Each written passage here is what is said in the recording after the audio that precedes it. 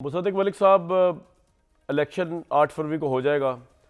PTI के नज़दीक popular party है, आपसे भी ज़्यादा कैंडिडेट उनके खड़े हुए इलेक्शन में इतने नामुसाइद हालात के बावजूद। आप बिलफर्ज माहौल इलेक्शन जीत भी जाते हैं, कितनी की स्टेबल गवर्नमेंट होगी इस सिचुएशन के अंदर, जबकि एक पार्टी जो है वो कह रही है उनके खिलाफ प्रोसिक्यूशन हो रही है और उनके साथ ज़्यादतियाँ हो रही हैं। हुकूमत किस तरह कर पाएंगे आप बड़े स्टेबल तरीके से? अभी तो इमरान खान पे कुछ हुआ नहीं था, उन्होंने आपको नाक में दम दिया हुआ था धरने कर करके सिर्फ। तो ये सिचुएशन तो बहुत लार्जर है। एक तरफ आपको तहरीक इंसाफ को संभालना पड़ेगा, दूसरी तरफ हुकूमत चलानी पड़ेगी। देखिए, अभी मेरे ख्याल में पिछले दिनों, मुझे अब याद नहीं आपके प्रोग्राम ने रिपोर्ट किया या था या नहीं, मगर लाहौर डिवीज़न की एक रिपोर्ट आई है जिसमें 57 या 58% पॉपुलैरिटी है इस वक्त पीएमएलएन की, as oppose to 40 something for PTI. जी, लाहौर डिवीज़न की वो काफ़ी सर्कुलेट हुआ है, वो जो पोल किया गया है। इसी तरह उसके बाद एक पाकपटन का पोल, साहिवाल और पाकपटन के अंदर एक पोल आया है।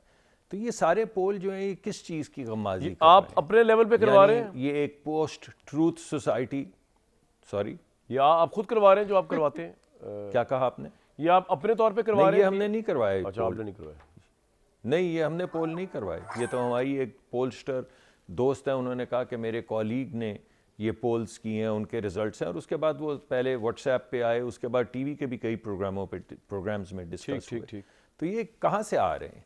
इसका मतलब है कि ये बात तो साबित हो गई ना, फैसला हो गया इस बात पे कि हमारी पॉपुलैरिटी नहीं है। इसके लिए किसी एविडेंस की ज़रूरत नहीं है, इसके लिए किसी पोल की ज़रूरत नहीं है, और किसी इलेक्शन की भी ज़रूरत नहीं है।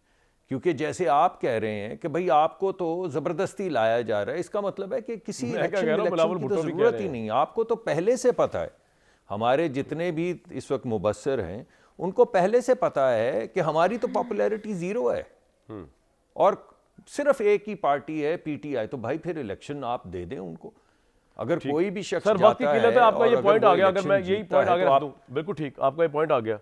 सही फरमाया आपने कि अगर इतनी आपका कॉन्फिडेंस कुछ और है। परवेशा साहिबा, अगर सिचुएशन ऐसी होती है, कभी ये हो सकता है कि इस इलेक्शन के बाद कोalition में चली जाए पीपल्स पार्टी, अगर एक हंग पार्लियामेंट वाली सिचुएशन हो जाए, या बिल्कुल नहीं?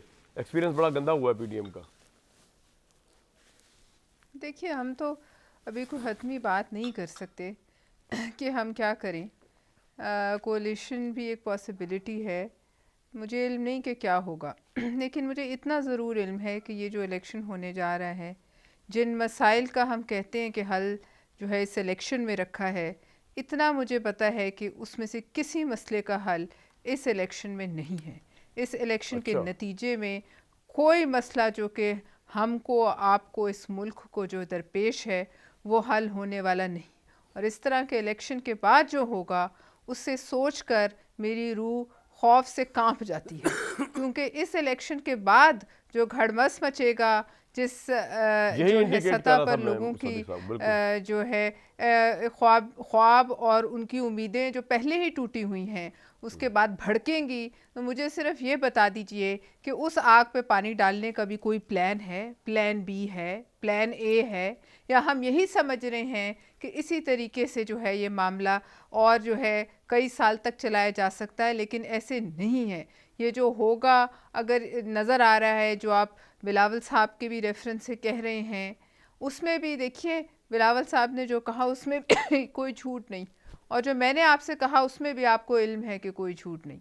बात सिर्फ ये है कि इसके नतीजे में जो तबाही मुंतज़िर है 6-8 अरब रुपए लगाने के बाद, उसका कोई आपको हल पॉइंट नजर आ गया आता जी, बड़ा है? वैलिड पॉइंट है, आपने बड़ा क्लियर कट टर्म्स में, बड़ी क्लियर कट जी, या किसी और को स्टूडियो में इसका कोई नजर आता है हल जिस तबाही है ये इलेक्शन आपके आने से खास तौर पे? जी साहब, देखिए, दो चीज़ें इस तमाम गुफ्तगू से वाजे हो रही हैं। एक तो इलेक्शन नहीं होनी चाहिए, बंद कर दें कि इलेक्शन के बाद घड़मस मचेगा, इलेक्शन के बाद आग लग जाएगी, नहीं, इस तरह के इलेक्शन से का जवाब नहीं है।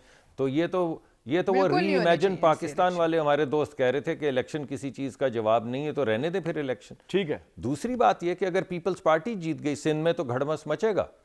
क्या उसके बाद वैसा आग साहब लगेगी? बताइए और क्विकली क्या वक्त की उस किल्लत है आग ब्रेक के से ऊपर पहले। पानी मुझे डालने ये का बात कोई प्रोग्राम दीजिए, है? जो लोग सिंध और के आखिरी बात मैं उम्मीदवारों ये को आखिरी बुलाकर बात एक जो सेकंड सिंध जाने जी, से बेहतर एक ये सेकंड, समझते एक हैं कि सेकंड, वो मुझे- उम्मीदवारों को लाहौर आप एक बुलाकर मिनट, उनके मुझे इंटरव्यू बात करें। तो कर जी लेने। मुसद्दिक उधर साहब कोई वक्त की घड़ किल्लत मत होती है सर, मैडम, बताइए उनको मैडम जवाब भी बात देना तो है। जी बताएं बात बताएं सिर्फ तो कर एक लेने बंदे ने दें। तो बात नहीं बताएं मैं तो मुसद्दिक ये साहब। कह रहा हूं कि अगर आप जीत जाएं, अगर आप जीत जाती हैं और आप समझती हैं कि ये इलेक्शन इस तरह का है कि जिसके बाद आग लगेगी, तो जब आप जीतेंगी तो क्या होगा? और आखिरी बात यह है कि अगर इसको समराइज किधर कर लें तो जीतेंगे आप जी? ऐसे इस वक्त इनवाइट तो कर आप लेना अब बात पीटीआई भी को। करने अगर आप देना, सब आप पीटीआई कामरान के शाहिद साहब, सपोर्टर हमें भी बात हैं करने और दें। आप बोले ये साहब, जिस वक्त समझते सूबे quickly में हैं response जाना करें जी। आपकी हितक बोलिए है, साहब। की जिस बैलेट सूबे में जाने से आप इस हद तक गुरेज करते हैं कि उनके कैंडिडेट्स को आप लाहौर बुला लेते हैं, वहां क्या खड़मस मच जाएगा आपके जाने ना जाने से?